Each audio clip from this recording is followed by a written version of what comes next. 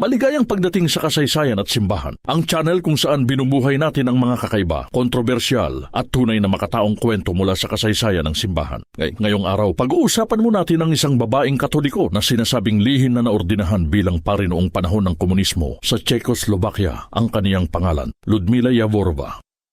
At agad nating linawin, hindi kinikilala ng simbahang Katolika ang kaniyang ordinasyon bilang isang valid priestly ordination. Pero bakit siya naordinahan? At bakit nangyari ito sa ilalim ng isang lihim na simbahan? Si Ludmila Yavorova ay pinanganak noong January 31, 1932 sa Brno, Moravia, Czechoslovakia. Lumaki siya sa isang malaking pamilyang Katoliko at mula pa noong bata siya ay may malalim ng paghahangad na maglingkod sa Diyos. Ngunit dumating ang komunismo. Sa ilalim ng rehimeng komunista, mahigpit na kinontrol ang simbahan. May mga pari na nakulong. May mga pinagbawalang maglingkod at maraming Katoliko ang nawala ng normal na akses sa mga pari at sakramento. Dito nabuo ang tinatawag na underground o hidden church. Mga pari, relihiyoso at laiko na lihim na nagpapatuloy sa buhay ng pananampalataya. At isa sa pinakamahalagang personalidad dito ay si Felix Maria Davidek. Si Davidek ay isang paring Katoliko mula sa Diocese of Brno na ilang taon ding nakulong sa ilalim ng komunismo. Pagkalaya niya noong 1964, naging isa siya sa mga pangunahing organizer ng Underground Catholic Networks. Isa rito ang Koinotes, isang lihim na komunidad na nagsikap panatilihing buhay ang misyon ng simbahan sa ilalim ng totalitarian regime. At mula 1964, naging malapit na katuwang niya si Ludmila Yavorova. Tumulong siya sa komunikasyon, mga pagpupulong at iba pang gawain ng underground church. Ngunit para kay Davidek, hindi lamang ordinaryong panahon ang kanilang kinabibilangan. Tinawag niya itong Kairos, isang natatanging panahon ng krisis, kung kailan kailangang tumugon ang simbahan sa pambihirang pangangailangan at isa sa pinakamalaking problema, kakulangan ng mga pari. Lalo na para sa mga babaeng Katoliko na nakakulong at halos walang akses sa pastoral care at mga sakramento. At dito lumitaw ang isang radikal na tanong. Maaari bang i-extend ang ministeryo ng simbahan sa paraang hindi pa nagagawa noon?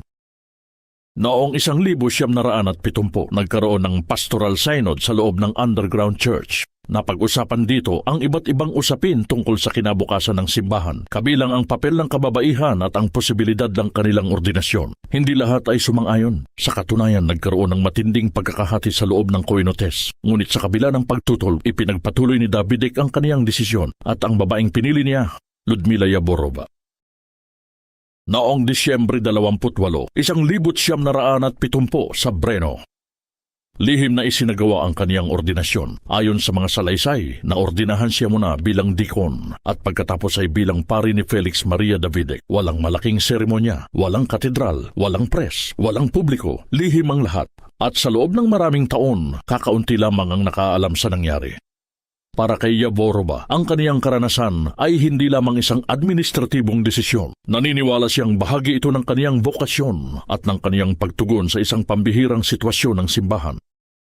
Pagkatapos ng kaniyang ordinasyon, ayon sa kaniyang testimonya, nagpatuloy si Yavorova sa lihim na paglilingkod. Partikular siyang tumulong sa mga kababaihang nangangailangan ng pastoral care sa ilalim ng komunismo. Ngunit kailangang tandaan, hindi ito isang normal na parish ministry, walang parish office, walang regular na schedule, walang pampublikong announcement. Ang lahat ay kailangang gawin ng palihim dahil sa panganib ng pag-uusig. At dito nagiging mas komplikado ang kwento.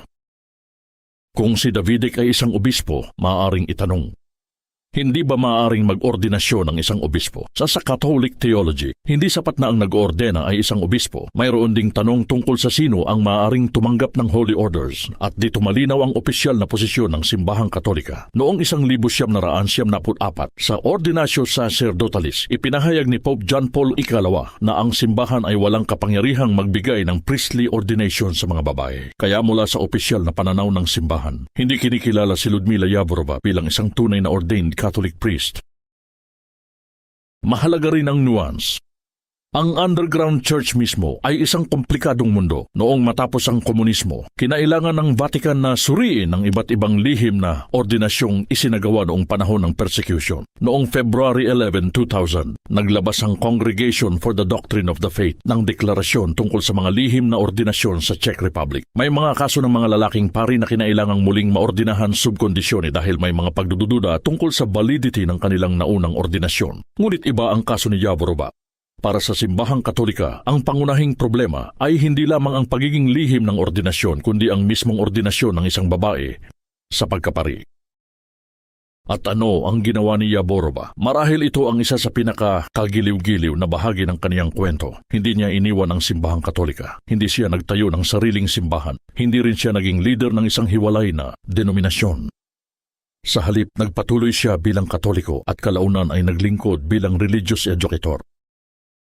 Matapos bumagsak ang komunismo noong 1989, unti-unting lumabas sa publiko ang kaniyang kwento. Naging paksa siya ng mga panayam at ng aklat na Out of the Depths, The Story of Ludmila Yavorova, ordained Roman Catholic priest ni Sister Miriam Therese Winter. At dahil dito, naging mas kilala siya sa labas ng Czech Republic, lalo na sa debate tungkol sa women's ordination. Pero kung gagawin nating simpleng kwento ito tungkol sa women's ordination, mawawala ang pinakamahalagang bahagi. Ang kwento ni Ludmila Yavorova ay kwento rin ng underground church. Kwento ito ng isang simbahang kailangang mabuhay sa ilalim ng komunismo. Kwento ito ng isang obispong naniwalang may pambihirang pastoral emergency. At kwento ito ng isang babaeng naniwalang tinatawag siya ng Diyos upang maglingkod. Ngunit higit sa lahat, kwento ito tungkol sa bokasyon, konsensya, autoridad at katapatan sa simbahan. Kaya sino nga ba si Ludmila Yavorova? Isang pari? Ayon sa opisyal na turo ng simbahang Katolika, hindi. Isang rebelde. Masyadong simple ang sagot na yon. Isang simbolo ng women's ordination. Para sa ilan, oo. Ngunit maaari rin natin siyang tingnan bilang isang saksi sa isang pambihirang panahon sa kasaysayan nitong simbahan. Isang babae na nabuhay sa ilalim ng komunismo. Isang babae na naniwalang mayroon siyang bokasyon. At isang babae na kahit hindi kinilala ng simbahan ang kaniyang ordinasyon, ay hindi piniling talikuran ang simbahang kaniyang minahal. At marahil iyon ang dahilan kung bakit nananatiling buhay ang kaniyang kwento. Dahil ang kasaysayan ng simbahan ay hindi lamang kwento ng mga papa, obispo, konseho at doktrina. Ito rin ay kwento ng mga ordinaryong taong kailangang gumawa ng mahihirap na desisyon sa pambihirang panahon. At isa sa kanila si Ludmila Yavorova.